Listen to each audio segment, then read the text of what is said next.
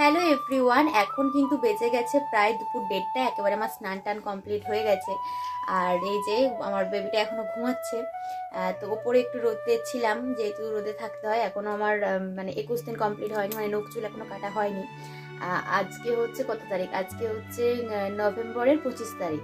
আজকে থেকে আবার ভিডিওটা স্টার্ট করছি আমি। মাঝখানে ভিডিও বন্ধ রেখেছিলাম কারণ কত তারিখ, নভেম্বরের 22 তারিখে তো আমার বেবিটা হয়েছে।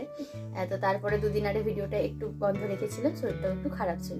আজকে থেকে আবার ভিডিও স্টার্ট করছি। জানি না ভিডিওগুলো কবে তোমাদের সাথে শেয়ার করবো। পুরাতন ভিডিও জমে আছে, সেগুলো শেয়ার করার পরেই এগুলো শেয়ার করবো।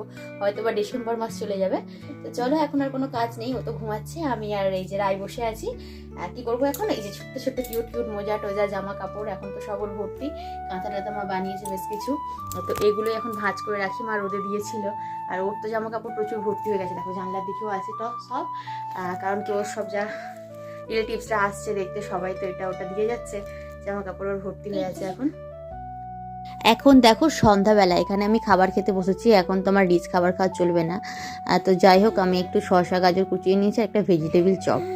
এটাতে তো নিরামিষ চপ, তো সেটা দিয়েই আমি মুড়ি খেয়ে নিচ্ছি। সাথে কিন্তু দুধ চা আজকে খাচ্ছি। তারপরে কিন্তু আমি দুধ চা খুব বেশি দিন খাইনি, লিকার চা খাওয়া শুরু করেছিলাম। আর এই বছর নভেম্বর মাসটা আমার কাছে ভীষণই স্পেশাল, কারণ কি নভেম্বর মাসে হয়েছিল আমার অ্যানিভার্সারি, মানে 5 বছর আগে। এবছর আমাদের বিয়ের 5 বছর পূর্ণ হলো 24শে নভেম্বর।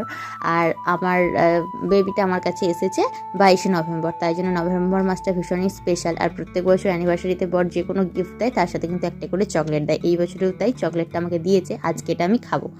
আর দেখো রাত্রিতে এখন কিন্তু আমি খেয়ে নিচ্ছি রুটি। আর রুটি বলতে কি পরোটা। আর পরোটাটা কিন্তু ঘিয়ে ভাজা, এখন নাকি ঘিয়ে ভাজা পরোটা খেতে হয়, তো সেই কারণে ঘিয়ে ভাজাই খাচ্ছি। আর সাথে পেঁপে আলু ছোলার তরকারি। তো চলো এটা খেয়ে নিই। আর আজকে মতো ভিডিওটা এখানে শেষ করলাম। কেমন লাগলো জানিও।